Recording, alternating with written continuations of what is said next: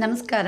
ನಾನು ಈ ದಿನ ಬಣ್ಣದ ಸೌತೆಕಾಯಿಯಿಂದ ಒಂದು ಸಾಸಿವೆ ಮಾಡ್ಕೊಂಡು ಬಂದಿದ್ದೀನಿ.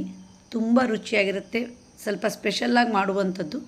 ಬನ್ನಿ ಈಗ ವಿಡಿಯೋ ನೋಡ್ತಾ ಹೋಗೋಣ. ಒಂದು ಬಣ್ಣದ ಸೌತೆಕಾಯಿ ತಗೊಂಡಿದ್ದೀನಿ.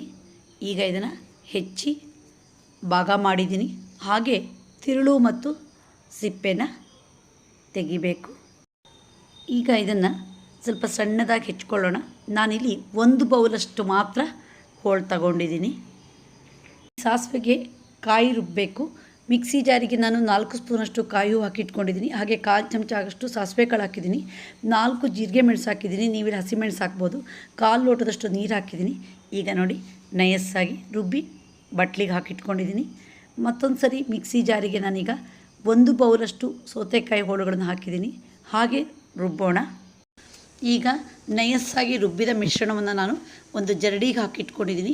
ಗಟ್ಟಿಯಾಗಿ ಹಿಂಡಿ ಈ ರಸವನ್ನು ನಾವು ತಗೋಬೇಕು. ಇಲ್ಲಿ ಸಾಸಿವೆಗೆ ಸ್ವಲ್ಪ ಹಾಗೆ ನೀರನ್ನು ಸೇರಿಸೋಣ. ಈಗ ಹಿಂಡೋಣ. ಹಾಗೆ ಸೌತೆಕಾಯಿ ರುಬ್ಬಿ ಸಾಸಿವೆ ಮಾಡೋದಕ್ಕೂ ಈ ರುಬ್ಬಿದ ಮಿಶ್ರಣವನ್ನು ಸೋಸಿ ಸಾಸಿವೆ ಮಾಡೋದಕ್ಕೂ ರುಚಿಯಲ್ಲಿ ಬಹಳ ವ್ಯತ್ಯಾಸ ಇರುತ್ತೆ. ತುಂಬ ಘಮ ಘಮ ಅಂತ ಪರಿಮಳ ಬರ್ತಾ ಇರುತ್ತೆ ಈ ಸೌತೆಕಾಯಿ ನೀರು. ಈಗ ಹಿಂಡಿ ಆಯಿತು. ರುಬ್ಬಿ ಸೋಸಿರುವ ಸೌತೆಕಾಯಿ ರಸವನ್ನು ನಾನಿಲ್ಲಿ ರುಬ್ಬಿರುವ ಕಾಯಿ ಸಾಸಿವೆಗೆ ಹಾಕ್ತೀನಿ.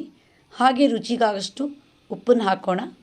ಒಂದು ಸರಿ ಚೆನ್ನಾಗಿ ಮಿಕ್ಸ್ ಮಾಡೋಣ. ಈಗ ಇದಕ್ಕೆ ಪರಿಮಳಕ್ಕೆ ಒಂದು ಒಗ್ಗರಣೆ ರೆಡಿ ಮಾಡೋಣ. ಒಲೆ ಮೇಲೆ ಒಗ್ಗರಣೆ ಸೋಟು ಇಟ್ಕೊಂಡಿದ್ದೀನಿ. 1 ಸ್ಪೂನು ಕೊಬ್ಬರಿ ಎಣ್ಣೆ ಹಾಕಿದ್ದೀನಿ. ಪರಿಮಳಕ್ಕೆ ಹಿಂಗೆ ಹಾಕಿದ್ದೀನಿ. 2 ಒಣಮೆಣಸಿನ್ಕಾಯಿ ಚೂರು ಹಾಕಿದ್ದೀನಿ. ಹಾಗೆ ಅರ್ಧ ಸ್ಪೂನು ಉದ್ದಿನಬೇಳೆ ಹಾಕ್ತೀನಿ.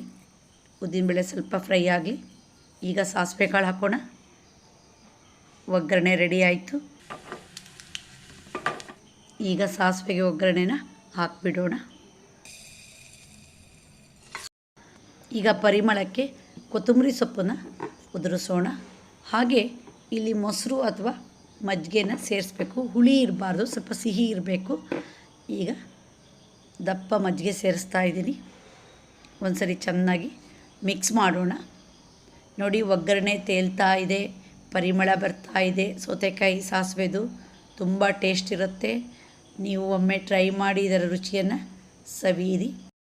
ನಿಮಗೆ ಈ ವಿಡಿಯೋ ಇಷ್ಟ ಆದರೆ ಲೈಕ್ ಮಾಡಿ, ಶೇರ್ ಮಾಡಿ, ಸಬ್ಸ್ಕ್ರೈಬ್ ಮಾಡಿ. ಧನ್ಯವಾದಗಳು.